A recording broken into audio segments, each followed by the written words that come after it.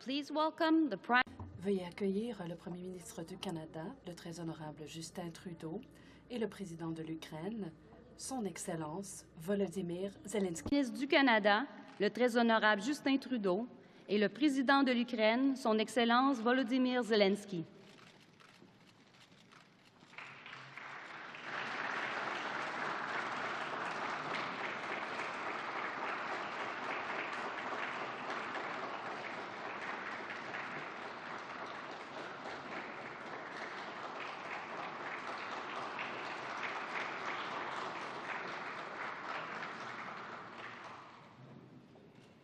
The signing is the Canada. Il s'agit de la signature de l'accord de libre-échange Canada-Ukraine. Accord de libre-échange Canada-Ukraine.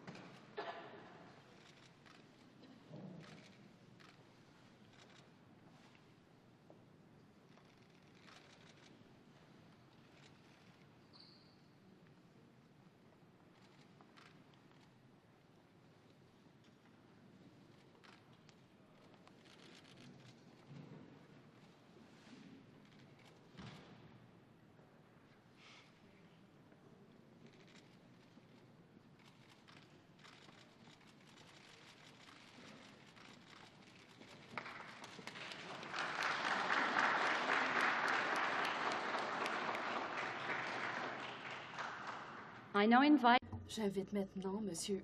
Ihor Sirota, directeur général d'UQR Hydro-Énergo, et M. John Bank, président du conseil d'administration du groupe Aecon Incorporé, à prendre place à la table. Ihor Sirota, directeur général de UQR Hydro-Énergo, et M. John M. Beck, président du conseil d'administration du groupe Aecon Incorporé, à prendre leur siège à la table de signature.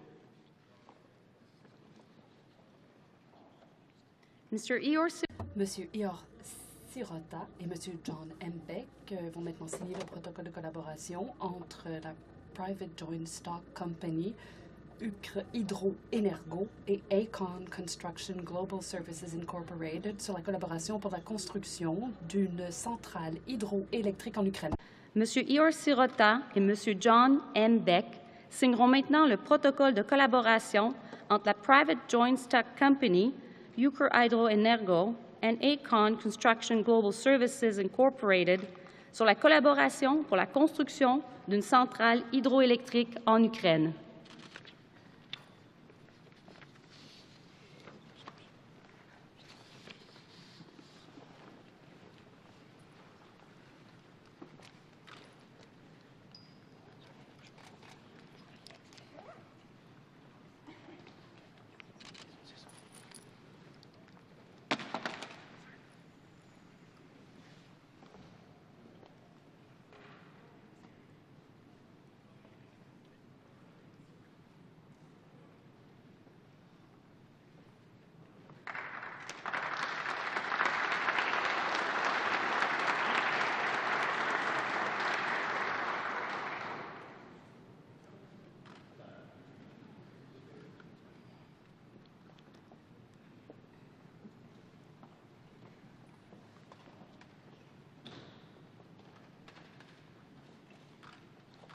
Thank you.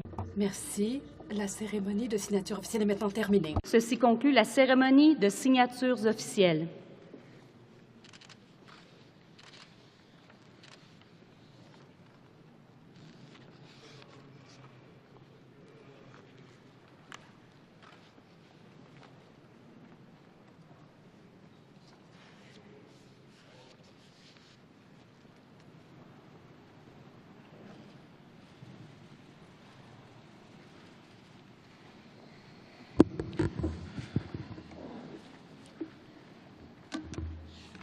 Good afternoon. Bonjour. Le Canada a l'honneur d'accueillir le président Zelensky aujourd'hui. Merci d'être parmi nous. Nous sommes unis dans notre défense de la démocratie et dans notre condamnation de l'invasion non provoquée, complètement inacceptable de l'Ukraine. Avec le président Zelensky pendant notre tête-à-tête. On a aussi eu une rencontre des ministres. On a discuté des besoins militaires, financiers et humanitaires de l'Ukraine aujourd'hui et pour l'avenir. À chaque réunion, le Canada s'est exprimé clairement, comme il le fait toujours. Nous serons aux côtés de l'Ukraine, quelles que soient les mesures nécessaires et aussi longtemps que nécessaire. Et aujourd'hui, nous appuyons cet engagement grâce à d'autres mesures de soutien. Nous allons fournir une aide pluriannuelle pour nous assurer que l'Ukraine bénéficie d'un soutien prévisible pour son succès à long terme. Et à ce chapitre, j'annonce 650 millions de dollars en nouvelle assistance au cours des 3 prochaines années pour fournir à l'Ukraine 50 véhicules blindés, y compris des véhicules blindés d'évaluation médicale qui seront construits par des travailleurs canadiens à London, en Ontario. Nous allons également fournir des instructeurs pour les pilotes et des responsables d'entretien pour les F-16 et les chars Léopard. 35 drones équipés de caméras à haute résolution et des services de soutien ainsi qu'un ensemble d'armes légères et de munitions conformes aux normes de l'OTAN. Plus tôt cette semaine, le ministre Blair a confirmé que le Canada va apporter une contribution financière importante au consortium dirigé par le Royaume-Uni pour la livraison d'équipements de défense aérienne à l'Ukraine. La résilience de l'Ukraine jusqu'à maintenant a été remarquable. Mais l'économie de l'Ukraine continue d'avoir besoin de soutien pour résister à cette invasion, pour que le gouvernement ait les ressources nécessaires pour continuer à fournir des services à sa population, pour qu'il y ait une certitude à long terme qui permette de coordonner l'assistance et pour que lorsque l'Ukraine sera victorieuse, elle demeure un pays solide et prospère. Et c'est pourquoi je confirme que nous allons offrir un soutien macroéconomique à l'Ukraine lors de l'année financière 2023-2024. Accord de libre-échange qui soutient le développement économique de l'Ukraine et donne aux entreprises canadiennes un accès privilégié qui va créer des emplois. Et plus tard aujourd'hui, je vais me rendre à Toronto avec Volodymyr pour rencontrer des dirigeants du milieu des affaires. On va discuter de la façon dont le secteur privé peut soutenir les efforts de l'Ukraine et participer déjà à la reconstruction du pays. Meanwhile, we're continuing. D'ici là, nous continuons à imposer des coûts à la Russie et à faire en sorte que les responsables de cette invasion injuste et illégale n'en bénéficient pas. D'abord, le Canada et l'Ukraine se sont entendus pour discuter avec les partenaires du G7 pour qu'il y ait un groupe de travail de personnes éminentes qui va fournir des conseils sur la saisie et la confiscation d'actifs russes, y compris de la Banque centrale russe. Deuxièmement, nous ajoutons 63 personnes et entités russes à notre liste de sanctions, y compris ceux qui participent à l'enlèvement d'enfants. La société ukrainienne a besoin de soutien. Pour soutenir la société civile, on va aider les ONG locales et on va aussi aider le Parlement ukrainien à améliorer sa cyber-résilience. Pour aider les communautés, on soutient également la reconstruction des infrastructures locales et on aide les agriculteurs qui ont été perturbés par les actions de Poutine. Pour préserver le souvenir des victimes de l'Holodomor, le Canada va apporter une contribution au musée de l'Holodomor pour aider tous les Ukrainiens. Nous allons consacrer un financement aux soins de santé mentale, parce qu'il y a un préjudice subi par tous, même ceux qui ne sont pas sur la ligne de front. Il ne sera pas possible de reconstruire avant que la paix soit rétablie. Comme je l'ai dit au Parlement aujourd'hui et comme je l'ai dit au Conseil de sécurité des Nations unies cette semaine, cette paix ne peut pas être une fausse paix, fondée sur des compromis qui récompensent l'agresseur. Il faut instaurer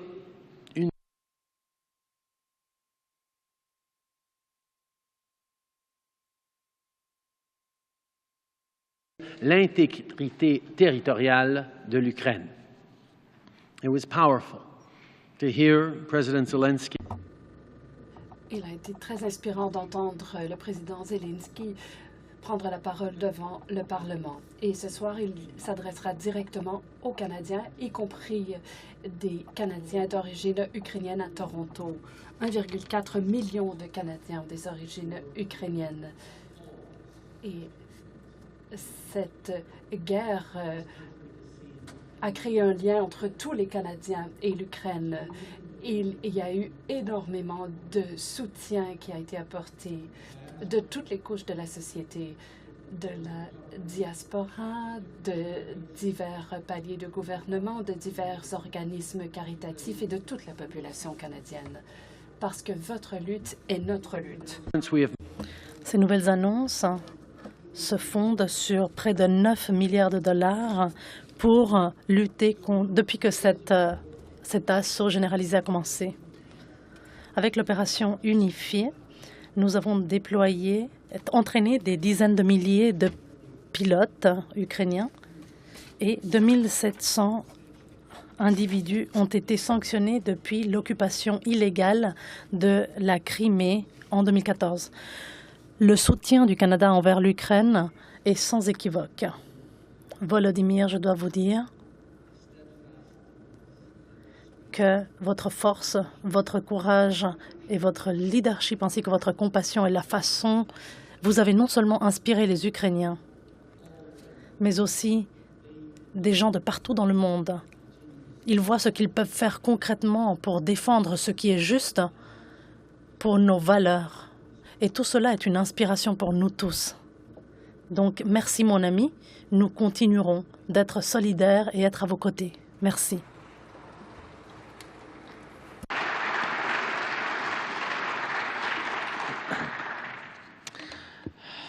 Дуже дякую, Джастіне.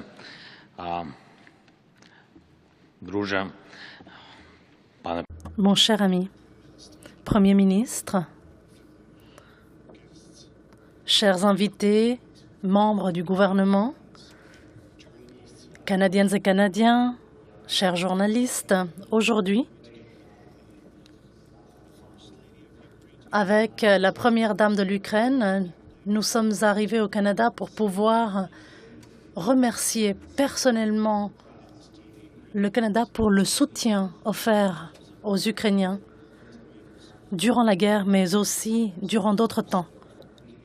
Les Ukrainiens ont toujours reçu le respect du Canada, donc sachez, s'il vous plaît, que nous vous en sommes très reconnaissants. Et l'Ukraine se souviendra toujours de cela. Lorsque nous sortirons de cette guerre victorieuse, eh bien, ce sera une victoire commune avec le Canada.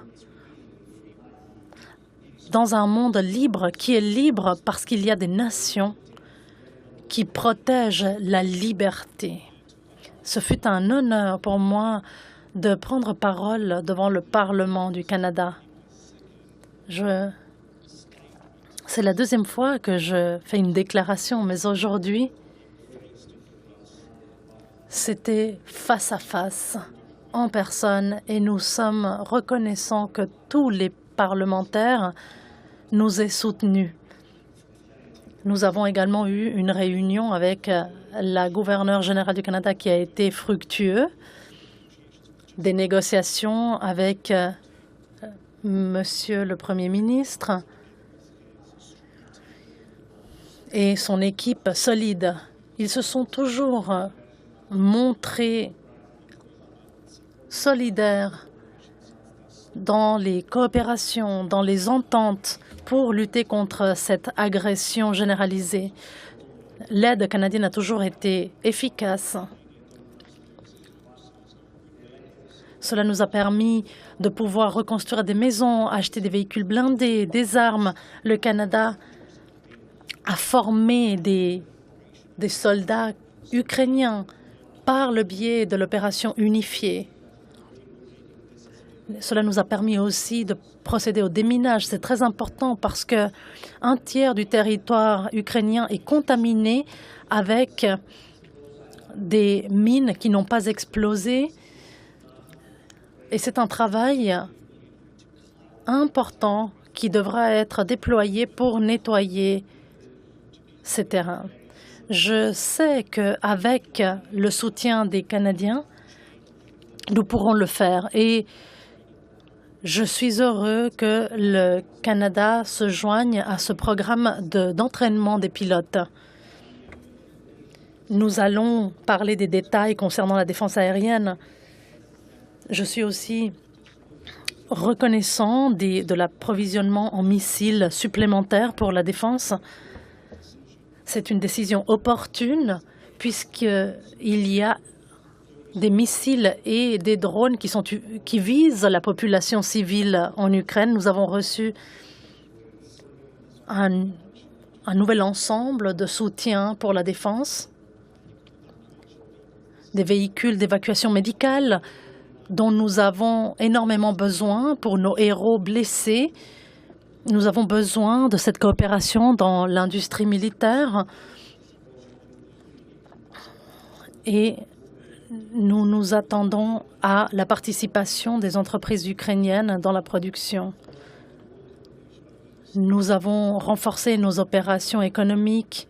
Nous avons mis à jour cet accord de libre-échange et Canada est un de nos donateurs les plus importants. Je suis très reconnaissant de la décision de poursuivre le soutien envers l'Ukraine. Ce qui est important, c'est que le Canada continue à infliger des sanctions contre les agresseurs pour que cette agression ne puisse plus être financée. Nous avons également parlé de la formule pour la paix.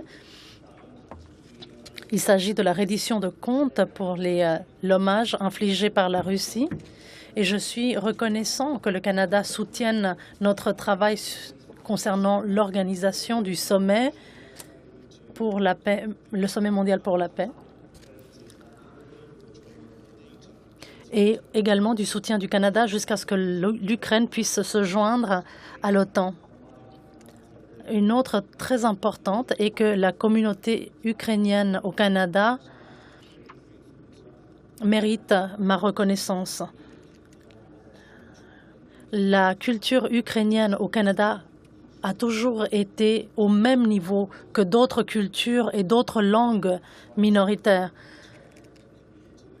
La culture ukrainienne a mérité le respect et c'est très important que cela ait lieu dans ce pays. Merci. Permettez-nous d'avoir une victoire aussi rapidement que possible. Gloire à l'Ukraine.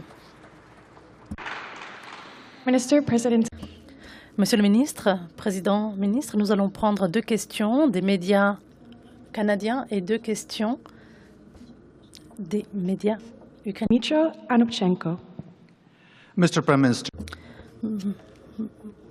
Monsieur le Président, j'ai 2 questions. Le moyen le plus important pour aider l'Ukraine est de garantir la sécurité tant que la guerre dure.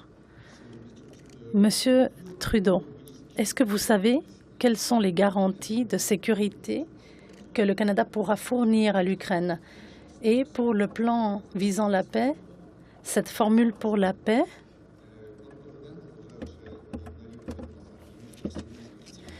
concernant la coopération et votre coopération avec le Premier ministre, quelles sont vos attentes concernant le soutien du Canada pour la formule pour la paix? Merci beaucoup. En ce qui concerne les garanties de sécurité, le Canada annonce un soutien multiannuel qui est l'incarnation de ce que nous avons dit, la concrétisation plutôt de ce que nous avons dit, c'est-à-dire que le Canada est solidaire envers l'Ukraine quelles qu'en soient les mesures et aussi longtemps que cela soit nécessaire. Le Canada et l'Ukraine ont une amitié historique. Volodymyr et moi-même sommes des amis, mais ce n'est pas seulement pour cela. C'est ce qu'il faut faire. L'Ukraine lutte et meurt pour défendre l'ordre international fondé sur les règles, et il le fait pour nous tous. C'est dans l'intérêt des Canadiens et des Canadiennes de veiller à ce que l'Ukraine remporte cette guerre et que la Russie ne gagne pas cette guerre. Qu'il s'agisse du prix des denrées alimentaires, des carburants, cela a eu des répercussions négatives sur tous les Canadiens d'un océan à l'autre et partout dans le monde. C'est pourquoi nous nous tenons aux côtés de l'Ukraine pour aussi longtemps que cela soit nécessaire. En ce qui concerne le processus de paix, je le soutiens. Le plus grand défi est le fait que nous ne pouvons pas tous les choisir. Nous devons en sélectionner quelques-uns. Cela fait partie de nos négociations. Et nous nous demandons comment est-ce que nous pouvons aider concernant le déplacement des personnes, l'enlèvement des enfants et aussi l'accueil des immigrants ukrainiens.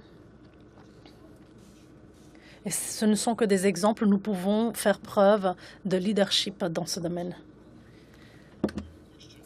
Merci pour votre question. Tout d'abord, en ce qui concerne les garanties de sécurité, il s'agit d'un document bilatéral très fort qui mérite d'être mentionné. Lors de la réunion du G7 à Vilnius, il y aura un document séparé où l'on va exposer exactement ce que sont ces garanties. Nous sommes en guerre, nous sommes en train d'être testés, donc c'est une garantie de sécurité pour renforcer les forces armées ukrainiennes afin que qu'il n'y ait pas d'autres tentatives d'agression. Aujourd'hui, nous parlons de la Russie, nous parlons d'une protection forte dans les airs et dans les domaines qui sont visés par l'agresseur, c'est-à-dire le secteur énergétique. Pour cela, il faut renforcer la défense aérienne. Vous le savez, il faut protéger l'énergétique, les infrastructures essentielles. Il y a d'autres domaines. Il y a des sanctions préventives également, une liste de sanctions qui peuvent être infligées à certains agresseurs en cas d'agression. Les équipes travaillent à ce sujet. J'ai fait part des différentes ententes. Il y a des pays qui peuvent fournir des armes et il y a des pays qui sont prêts à parler d'aide humanitaire simplement parce qu'ils n'ont pas des forces armées qui sont suffisamment puissantes ou n'ont pas la capacité de construire des armes. C'est pourquoi nous allons séparer des ententes en fonction des pays. Et c'est pourquoi les pays du G7 sont une priorité, car ce sont des pays puissants et qui peuvent offrir des garanties sécuritaires importantes. En ce qui concerne la formule pour la paix,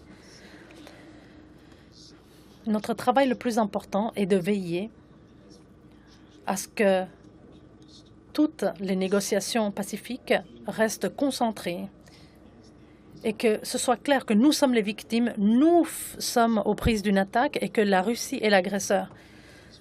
Il faut donc que la formule pour la paix soit proposée par l'Ukraine, un pays qui défend son indépendance et qui lutte pour sa vie. Nous avons donc suggéré un certain nombre de points. Nous travaillons sur l'organisation et le sommet inaugural. Nous voulons qu'il y ait autant de pays que possible, d'autant de continents que possible, parce que cela voudra dire que la Russie et son agression sont livrés à eux-mêmes. Sur la base du premier sommet, nos conseillers en sécurité nationale et nos représentants diplomatiques vont travailler sur différentes plateformes sur chacun des aspects de la formule pour la paix. Les pays vont se joindre sur certains aspects en fonction de leur capacité à aider. Donc, c'est important d'avoir autant de pays engagés que possible. Tous ces aspects seront ensuite soumis aux dirigeants du monde. Est-ce que le président Biden vous a promis des systèmes de missiles à longue portée? Et est-ce que cela vous inquiète qu'il y ait une division au sein du Congrès américain? Le Premier ministre, que peut faire le Canada concernant cela? Pouvez-vous répéter la deuxième partie de votre question? La première portait sur les armes aux États-Unis et ensuite, pouvez-vous répéter s'il vous plaît? À quel point êtes-vous inquiet de la division au sein du Congrès américain et aussi au sein des alliés de l'OTAN comme la Pologne, car l'Ukraine a besoin de soutien aussi rapidement que possible, et quel est le rôle que peut jouer le Canada pour encourager les alliés à participer? Merci.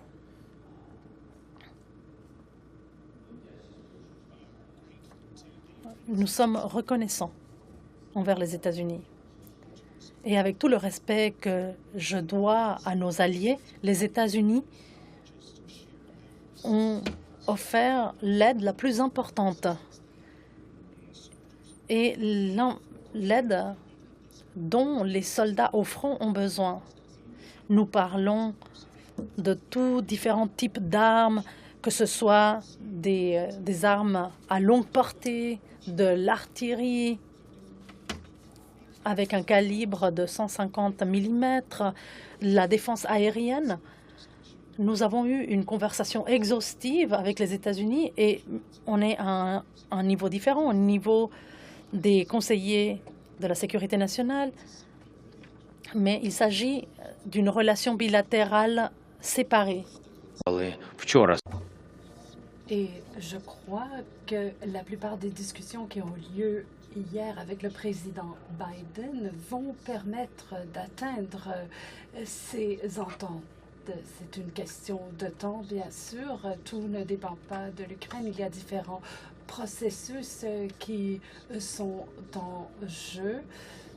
Il faut agir le plus tôt possible, bien sûr, mais pour ce qui est de l'Ukraine, nous travaillons avec tous les États. Je sais que la Russie propage de la désinformation et tente d'influencer les politiciens, les institutions publiques, différents partis politiques de différents pays du monde. Ils travaillent très fort, ils investissent des milliards à cette fin. C'est un fait.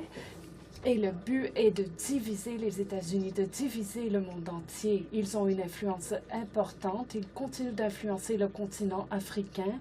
Ils travaillent avec des pays latino-américains. Ils consacrent beaucoup d'efforts.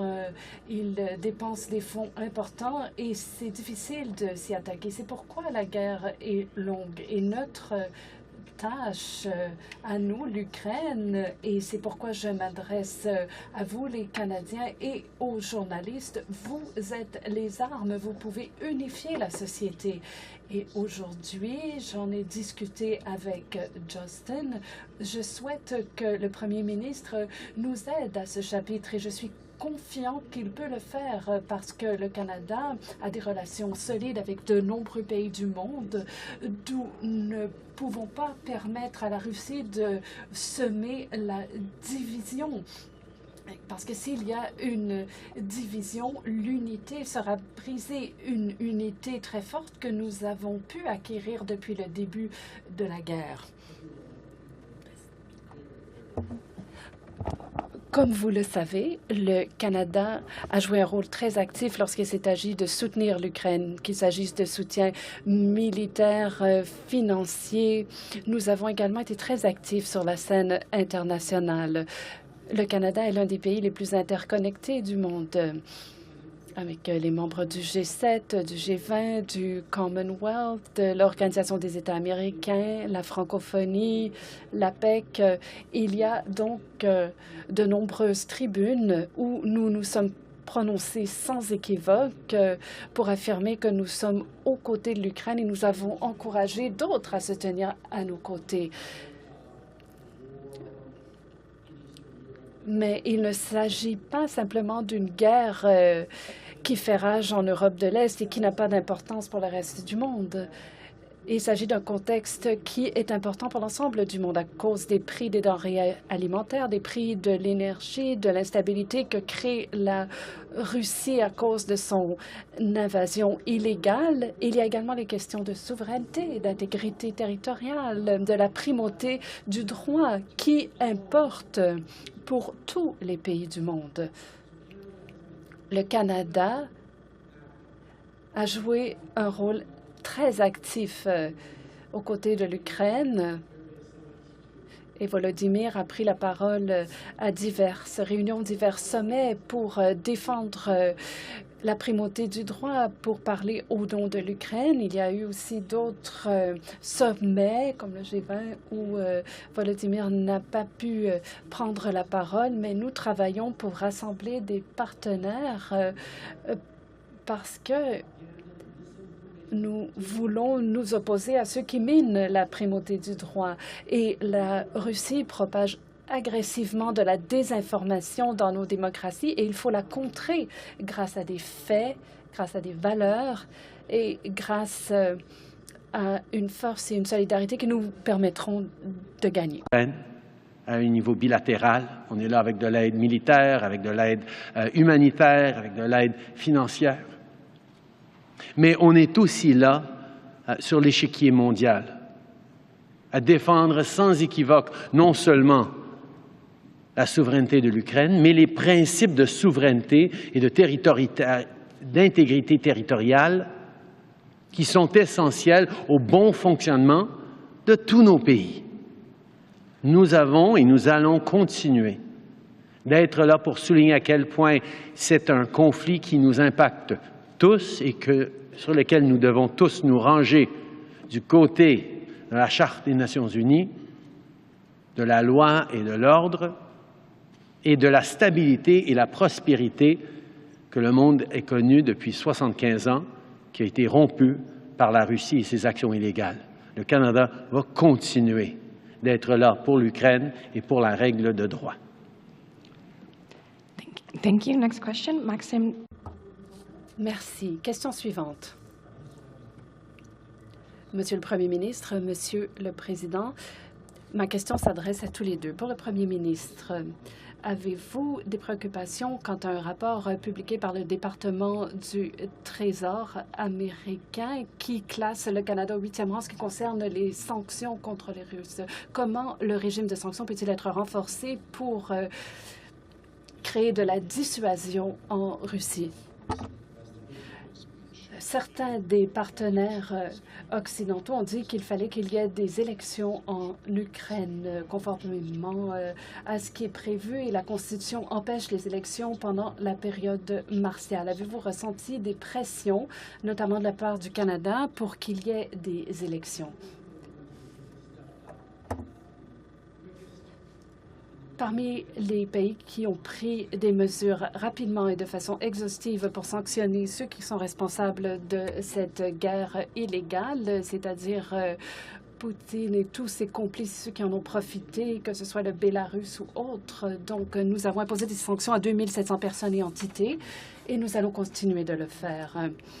Nous travaillons constamment pour renforcer le régime, pour nous coordonner avec nos alliés, pour nous assurer que les sanctions aient l'impact nécessaire sur les personnes qui sont responsables de cette guerre, tout en s'assurant qu'il n'y a pas de préjudice subi par les gens du Sud qui sont confrontés à de l'insécurité, notamment de l'insécurité alimentaire. La Russie est la seule responsable de la crise alimentaire et la crise énergétique auxquelles tant de pays sont confrontés. Et parmi un des pays les plus forts au niveau des sanctions contre les Russes et les autres qui sont impliqués et qui profitent de cette guerre illégale. Nous allons évidemment continuer de travailler avec nos alliés, avec nos partenaires pour s'assurer que ces sanctions frappent le plus durement possible, tout en s'assurant qu'on n'est pas en train de faire mal aux plus vulnérables à travers le monde qui souffrent à cause de cette guerre en Russie, de la guerre de la Russie, particulièrement au niveau des prix des aliments et des prix de l'énergie. Дуже дякую вам за запитання. По-перше, Merci de votre question.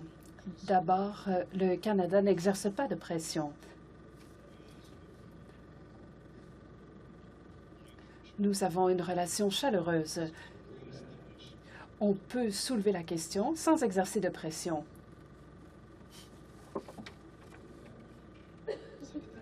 Deuxièmement,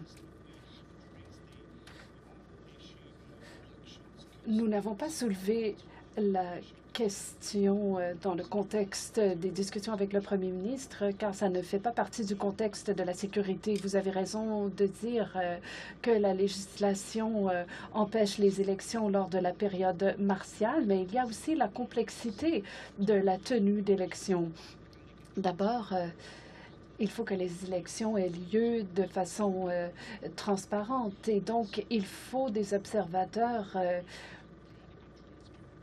qui viennent vérifier si les élections ont lieu de façon transparente. Ensuite, comment faire en sorte que les gens qui se trouvent dans des territoires temporairement occupés puissent voter? Je ne parle pas des territoires occupés depuis 2014, je parle des territoires qui ont été occupés après le 24 février. C'est une question complexe et il faut y réfléchir. Ensuite, de nombreux Ukrainiens, pas des centaines d'Ukrainiens, mais des millions d'Ukrainiens se trouvent à l'étranger. Alors, comment organiser le déroulement du vote dans un tel contexte? Ça pose des difficultés d'infrastructure et nous n'avons pas de réponse jusqu'à maintenant. Et pour ce qui est de l'infrastructure, en Ukraine, la société a une réaction parfois forte lorsque le Parlement veut allouer des ressources à autre chose que les armes. La société n'est pas favorable à de telles mesures parce que nous sommes en guerre. Et les gens se disent « Pourquoi songez-vous à des élections ?» Mais le sujet a été soulevé et nous devrons nous y préparer. Mais dernier élément, et non le moindre, je crois qu'il y a une complication importante qui consiste en les forces armées. On a 1 million de soldats, alors comment vont-ils voter alors qu'ils sont dans les tranchées? Comment vont-ils pouvoir se rendre au bureau de vote alors qu'ils sont au front? Alors tout devra être organisé dans des abris anti-bombes parce que la Russie va simplement ouvrir le feu contre toutes les personnes qui voudront venir voter. Alors, où trouver des observateurs qui pourront se rendre dans les tranchées pour s'assurer que les élections sont transparentes? Malheureusement, on n'a pas de vote électronique en Ukraine. Et pour ce qui est des forces armées, il s'agit de l'injustice la plus importante parce que les gens qui protègent la vie des citoyens n'auraient pas la possibilité de voter. C'est un non-sens. Et donc, nous devons travailler sur ces questions et nous pourrons éventuellement organiser des élections. Je vais maintenant poser une question en français. Nous vous avons entendu parler français au Parlement. Le Canada annonce 650 millions d'aides supplémentaires aujourd'hui. Ça fait 9 milliards depuis le début de la guerre. On a vu qu'il y avait une résistance hier au Congrès américain. Est-ce que vous sentez que qu'il s'installe une certaine fatigue, que c'est rendu plus difficile de convaincre les gens de continuer à rester derrière l'Ukraine. Puis, M. Zelensky, si je pouvais vous entendre là-dessus aussi. Puis, tant qu'à y être, M. Trudeau, sur l'Inde, vous avez demandé, en fait, vous avez demandé, pardon, à l'Inde de collaborer à l'enquête. Eux disent qu'ils n'ont rien reçu encore. Quand est-ce que vous allez leur fournir les preuves? Merci. Merci.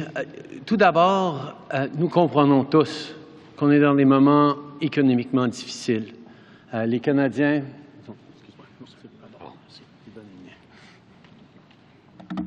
Pardon, je recommence.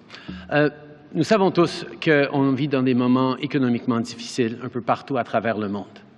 Les crises se sont multipliées entre la suite de la pandémie, la guerre en Ukraine et l'invasion illégale de la Russie qui a déstabilisé les prix, les impacts des changements climatiques. Nous faisons face à des moments très difficiles. C'est pour ça que le Canada, comme bien d'autres pays, sont là pour aider. On est là pour aider nos citoyens. On est là pour passer à travers ces moments difficiles. Mais on comprend que des défis globaux ont des solutions qui sont aussi à l'échelle mondiale. Et donc, c'est pour ça qu'on fait partie du groupe qui se tienne fort contre la Russie pour défendre l'Ukraine.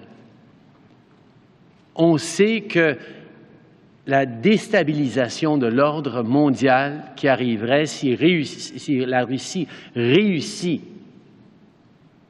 à renverser l'ordre fondé sur les règles, aurait un impact économique profond pour les citoyens. C'est pour ça que nous faisons les deux choses en même temps. D'être là pour l'Ukraine, parce que c'est la bonne chose à faire pour les Ukrainiens, mais aussi parce que c'est la bonne chose à faire pour les Canadiens, et d'être là pour les Canadiens en même temps. Je comprends que dans tous les pays du monde, on fait face à des situations budgétaires de plus en plus complexes.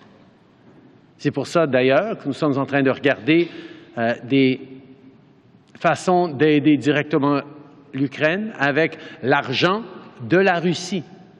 La Banque centrale russe a entre 2 et 300 milliards de dollars en acquis, principalement en Europe et aux États-Unis.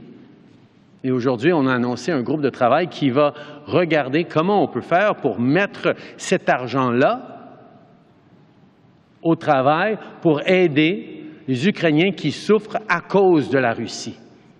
Donc, nous allons continuer d'être innovateurs et présents dans notre défense de l'Ukraine, mais nous allons aussi être résolus que c'est dans l'intérêt économique étroit du Canada et même des Canadiens de continuer à être présents avec tout ce que ça prendra pendant aussi longtemps que ça prendra pour que la Russie ne soit pas victorieuse.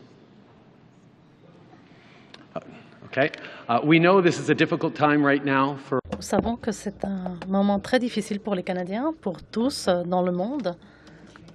Les conséquences du changement climatique, des événements météorologiques extrêmes, les restes de la pandémie et les effets directs sur les denrées alimentaires et l'énergie.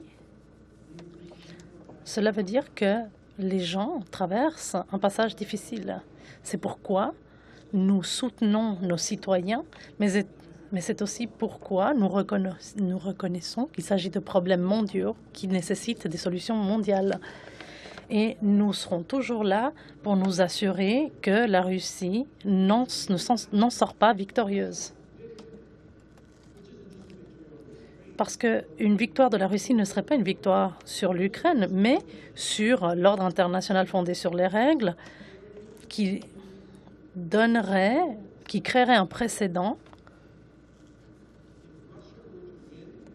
si la Russie gagnait. Les Canadiens, dans leur quotidien, dans leurs factures d'épicerie, dans les possibilités pour l'avenir, on souffrirait les conséquences. C'est pourquoi nous continuerons d'être présents pour aussi longtemps que cela sera nécessaire et avec toutes les mesures nécessaires.